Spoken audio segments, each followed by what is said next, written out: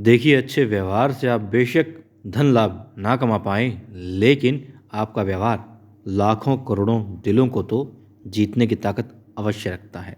और यही हमने देखा पुण्य श्लोक 11 शो में। आज देवी अहिल्या ने अपने व्यवहार और ईमानदारी से अपना कर्तव्य निभाने की वजह से मल्हार राव सूबेदार जी मुख से उनके ही स्वागत समारोह में ढेर सारी शुभकामनाएं प्राप्त की। और खंडेराव होलकर ने अपने व्यवहार की बदौलत वहाँ पर खुद का और सभी का मन जो है थोड़ा सा निराश किया। जी हाँ, देखिए, मल्हार राव सूबेदार जी आ चुके होते हैं, स्वागत समारोह उनका चल रहा होता है, आरती हो चुकी होती है, थोड़ी बहुत बातें हमने देखी सुनी कल उनकी। और आज वो पूछते हैं कि आखिर खंडेराव होलकर है कहाँ। तब देवी ले कहती है कि खंडेराव होलकर बस बच्चों के साथ में आते ही होंगे, और बच्चों के साथ में वो आ भी जाते हैं। आते ही उनको शुभकामनाएं देते हैं अपने बाबा साहेब को कि हाँ, उन्होंने एक बार फिर से परचम लहराया मालवा का और होलकर वंश का, मराठों का, हर जगह जहाँ भी जाते हैं कमाल कराते हैं। मगर वो पूछते हैं, बेटे ये तो ठीक है, तुम थोड़े थके थके नज़र आ रहे हो, क्या बात है। फिर वो बताते हैं कि हो सकता है, संभावना ये है कि मुहिम की थकान हो। फिर कहते हैं मुहिम पर तो अहिल्या भी गई थी, उसके चेहरे पर तो कोई थकान नहीं है। अब खंडेराव होलकर चुप हो जाते हैं और फिर मल्हार राव सूबेदार जी कहते हैं कि भाई ये थकान छोड़ो और अपने आप को दुरुस्त करो। और फिर खुश हो जाते हैं, कहते हैं वाह वाह, मतलब हम तो बाहर थे लेकिन देवी ने क्या कमाल किया, हमें सारी बातें पता चल गई। इसने बताई, उसी मंत्री ने बताई जो खंडेराव होलकर साथ में लेकर के आए थे दिल्ली से।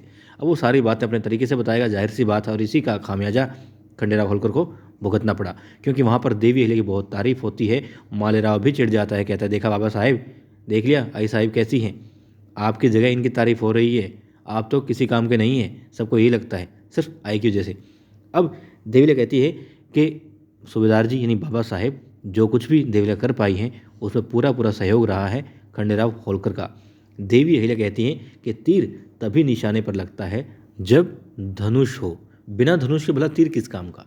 देवी अहिल्या यहाँ पर खुद को तीर तो खंडेराव होलकर को धनुष बताती है। वो कहती हैं कि हार से बचाया खंडेराव होलकर ने, जीत का दिलासा भी दिया और जीत दिलवाई भी खंडेराव होलकर ने, हर जगह साथ खड़े रहे।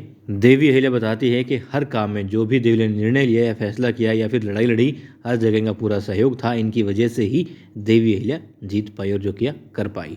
फिर खंडेराव होलकर कहते हैं कि नहीं, ऐसा कुछ नहीं है, खंडेराव होलकर तो सिर्फ और सिर्फ पालकी वालों की तरह थे, साथ साथ चल रहे थे पालकी के। सब देवी अहिल्या ने किया है, इन्हीं से आरंभ हुआ, अंत भी इन्होंने किया। अब माहौल को देखते हुए गौतम भाई साहब कहती हैं हाँ चलो अंदर चलो, बाद बाद में करते हैं।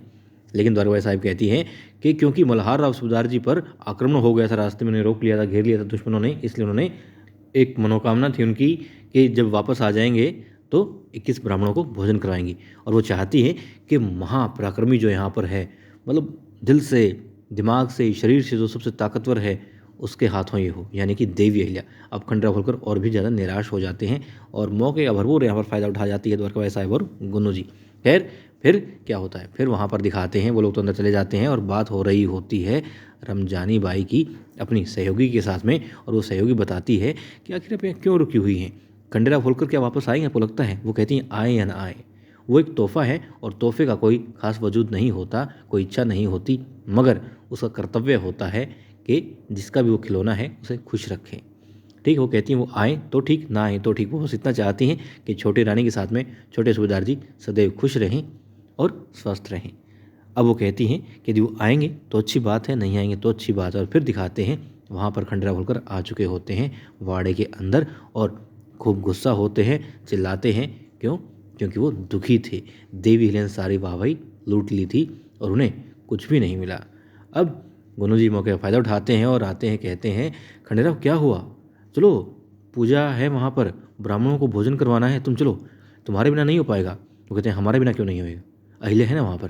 कहते अहिल्या तो है, देखो गुरु जी कहते हैं ऐसे तुम ना जाने क्या कर लोगे, तुम अपने अंदर इस दर्द को मत छुपा के रखो। और कहानी याद आती है, वो कहते हैं एक सूबेदार ने ऐसा ही किया था, वो अपने गम को भुलाने के लिए फिर मदिरा और शबाब में डूब गया था, तुम ऐसा मत करना, रमजानी के पास मत जाना। अब गुरु जी वहाँ से उसे इशारा कर देते हैं कि जाओ रमजानी के पास जाओ और मदिरा भी पियो। मगर खंडेराव होलकर विचार करते हैं कि हाँ यही जाना ठीक है। मदिरा तो नहीं पीते, लेकिन रमजानी के पास पहुँच जाते और बताते हैं कि वो उस दिन तो आए थे गलती से, मगर अब अपनी मर्जी से आए हैं और उनका दुख दर्द जो है सब भुला दो, कुछ ऐसा है तुम्हारे पास में। रमजानी कहती है बिल्कुल है, ठीक है बैठिए। और वो साज लगाने की बात करती हैं। और वहाँ पर क्या होता है, जी हाँ, जैसा दरबार साहिब चाह रही थी वही होता है।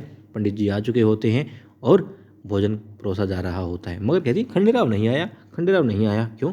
क्योंकि गुनू जी आकर इशारा कर देते हैं कि हाँ, तीर निशाने पर लग चुका है, खंडेराव होलकर रमजानी के पास पहुंच चुका है।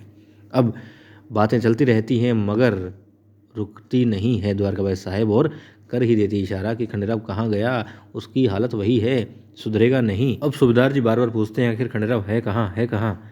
देवी ले ने भी यही कहा था कि खंडेराव होलकर के आने के बाद में, क्योंकि ये कार्यक्रम जो है देवी एले और खंडेराव होलकर के साथ ही अच्छा लगता है, मगर सूबेदार जी ने कहा था कि खंडेराव को ऐसी समझ है ही नहीं। लेकिन अब वो खुद ढूंढ रहे होते हैं कि आखिर खंडेराव है कहाँ।